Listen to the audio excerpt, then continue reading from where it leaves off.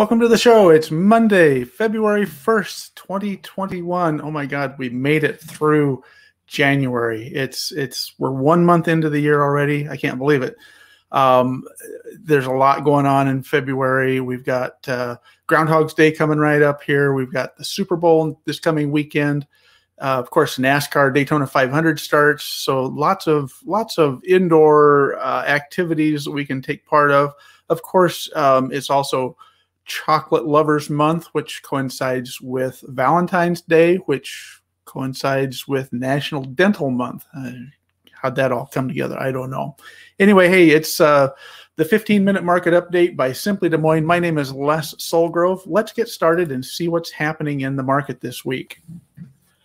So the recap basically shows that the number of homes listed this past week were down just a little bit, and that's probably not a big surprise since we've had a little bit of snow this past week, and the weekend had some reported, it was supposed to snow quite a bit, and I think we just got a little bit, but we had some ice underneath there. So we're currently sitting at 2,016 homes for sale, which is above our record low. We'll talk about that in a minute. 15 days on the market is the median days on market right now, and 1.5 months or 1.6 months of inventory. That number keeps dropping. Last week it was 2.0 months of inventory. So 2 months of inventory, we're down to 1.6. The number of homes going under contract, these are offers accepted, are on the rise yet again, up 96 over last week. We're at 2,526 homes currently in the closing process.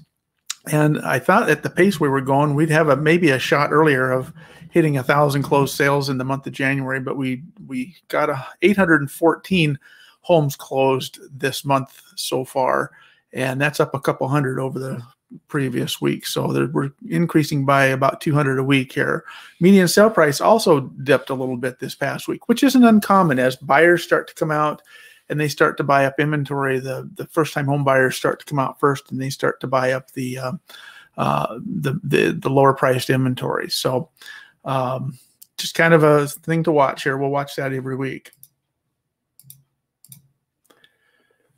So the top story this week, we've got to talk a little bit about MLS data, and that's kind of was a major factor this week that I discovered some errors in our multiple listing service. Our listings are basically entered by brokerages, and we've had this past year, we've had just such an influx of new construction. It's not a surprise that we started to see some errors come into the multiple listing service, and they do kind of have an effect on the market stats just a little bit, but I think overall we're going to be okay.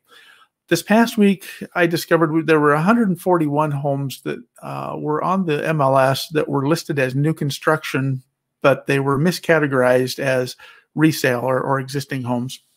And you think, well, that's, what difference could that make? Well, let's take a look here at the listing count. You can see here that, on the date that this was discovered, which is January 26th, we had 696 homes for sale in the single family resale market, 243 in the condo townhome market. These are existing homes, so resale properties. And when we take out the 140 some properties that were miscategorized, that actually dropped our single family resale market inventory all the way down to 600. And I mean, that's on its own is pretty scary when we were at 696, but now we're down close to hitting into the 500s. And it started to come back just a little bit. You can see the graph kind of comes up a little bit.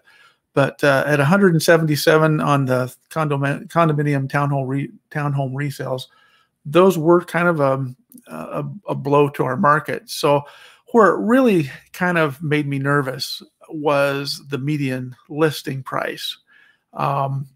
So you can see that this major drop right here. So you can see obviously something happened here, and this is the date that those listings were corrected. So basically they took the listings out of single family resale, put them over to new construction, which bumped the new construction by 144 homes, which has basically created this larger divide. But prior to taking those out, our median list price on single family resale homes was $249.9, and it dropped it down to $227, which again makes sense because the new construction pricing is quite a bit higher. And the single family or the condo townhomes also dropped from 209.9 down to 179.450 or 179.5. So the first concern I had obviously was, gosh, what does this mean to our the appraisal process and home values? Is that going to play a major factor? And I did reach out to a couple of appraisers, and all in all, they said, no, it's really not that big of a deal. Overall market conditions, maybe, but this is for the whole MLS, so it really didn't have that big of effect. So I'm not too concerned anymore, but it was quite a big drop in the values there. Oh, and by the way, we did have yet another new record low here this past week. We hit, what was it? 1,979 was our record low. And this is the graphic here that shows you the red line is where our record low is. We did come back, like I say, just a little bit there. So we'll kind of watch that. I'm hoping that we've maybe bottomed out. And, if you look back here at 2020, we still had a little downward turn here for another few weeks, but our market activity is so hot right now. I suspect that we may have convinced some sellers to jump out and get into the market. I think it's going to depend a lot on weather as we move forward here into February. So the week in review here, this is from January 25th through February 1st. The new listings added were up a little bit. Like I said, we've started to make a little bit of a return there to the listing inventory. It's up 209 more listings. That's 17 over the same period in 2020. Price increases were also up a little bit, but not nearly as much as they were this past week when we saw some new construction homes come on. Price reductions are still very, very low. We're down over, we're about 100 lower price reductions from a year ago that we had right now. So that's probably a good sign. Sale pending offers, again, as you notice, they're up. We are up 75 new offers over a period of a year ago. And back on the market, this is the rating that we look at to see how many homes are falling apart. There were 50 homes that came back on the market, and that's about a 19% percentage. 19% of the homes that were under contract came back on. So, almost a 1 in 5 there. That's a pretty good sign if you're a buyer out there and you missed out on your dream home. Year-to-date closed sales, we ended the week at 814, as I mentioned earlier. That's 149 more than we were at a year ago. And open house traffic this past week has also been way down, by over 50%. I don't know what happened this week, why it was down so much in both categories. Maybe it was the weather. It's hard to say, but that's kind of the story there. So let's take a look at the spotlight here. So the spotlight this week is on the 2020 year-end recap report that I released last Friday. And I just want to hit a couple of key stats here on the metro area here. And this is part of the report that you'll see in the MLS or in the show notes. There's a link that'll take you to either all the graphics from that report, or you can actually go to the presentation and go through it at your own pace. And also, I recorded the presentation that day on Friday, and you can go take a look at that with all my narrative talking about the market and what happened in 2020. So if you have some time, it's probably well worth looking into. But if you just want the graphics, they're available in the show notes. You'll see the link there. This graphic talks about the metro average sale price. There's about 23 communities we consider in the metro. 17 or so of them are outside of the city of actual Des Moines, and then 6 or 7 are the actual city of Des Moines. That's Des Moines Northeast, Northwest, Southeast, Southwest, East to West, and then downtown. So there's 7 areas within the metro, and the balance are surrounding communities like Clive, Johnston, Polk City. And what this graphic represents is the average sale price from 2020 overall. This is all property sales. And coming in number 1 was Cumming, a little suburb, or almost, it's really not really a suburb. It's just outside of the metro, but we kind of lump it into the suburbs. Predominantly acreage, newer construction. So and fewer sales, by the way, too. It's a smaller area. So higher priced values there tends to always come in at the high end. The competitors below that were Clive, Johnston, and Polk City, all three a little bit farther out from the center of the city, and they all come in above 300, as well as Waukee. Now, downtown Des Moines actually also had a $300,000 plus average sale price, but those are predominantly due to the condominium market downtown. So in the middle of there, the median, the middle point of the metro sale average was 255.2. So you got quite a few communities that beat the metro, or that beat the entire metro average.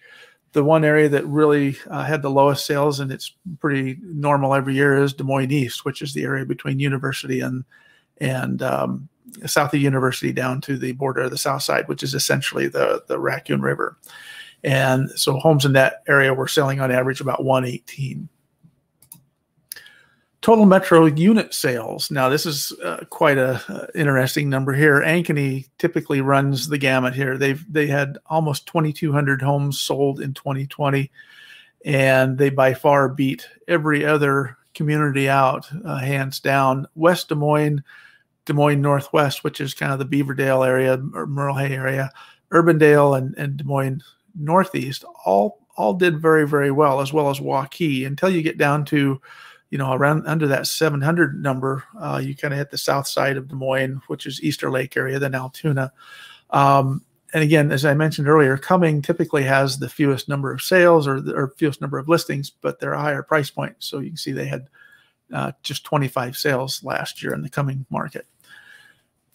List price to ratio. This is an indication of where the most negotiation went on. To the left side is the larger percentage, or the smaller percentage. This means that homes were selling and coming at 93.5% of list price. I assume a lot of that had to do maybe with, again, just the small number of sales. Those numbers can kind of fluctuate when you're looking at such small numbers. But Des Moines East, for example, the average home over there, the seller was getting right just under, a little over 5% off of list price, all the way up to 99.4% in Waukee and Bondurant. So those are both key market areas of high, high list price to sale price ratios. The last graphic here we'll show you here is, this is the metro average days on market, and overall the metro days on market was 65. Now, we talk about homes selling in days or in hours. Yeah, that's true, but this is again taking into account all of the properties. This is new construction, the whole metro. So over the full 12 months. So therefore, it is a little bit higher on this particular graphic. Windsor Heights didn't have any new construction sales, but they had an average of 26 days on market. So you can see that it was quite desirable, fast-paced area. If you were looking to buy in Windsor Heights, you were probably having a little difficulty finding something. So, with that, let's see here. The last part of the spotlight here is where you can go to get this full report. The 2020 year-end recap is available in the show notes. There are links to it. You can get full access to the full report, both just the graphics or just the presentation, or if you want to watch the recorded presentation, all three of those links will be in the show notes. And there's 70 or more graphics from year-end report available at Simply Des Moines Stats on Facebook. So all you have to do is go there and see what you can find. So it's a lot of information there from 2020. So that's really it. Next week, I will be going over predominantly the January month-end numbers. I'm just pulling those together today from yesterday. Yesterday was the 31st, and I'm pulling them together this week, and I'll have a report available, again, a full-blown report that you can review on your own, but I'll hit some of the highlights from that here. So next week, so that's going to be a week from today, be February, what would be the 8th, February 8th, next Monday from today. And I hope you'll join me then. Thanks again for joining me every week, and stay safe out there. We'll talk to you guys soon.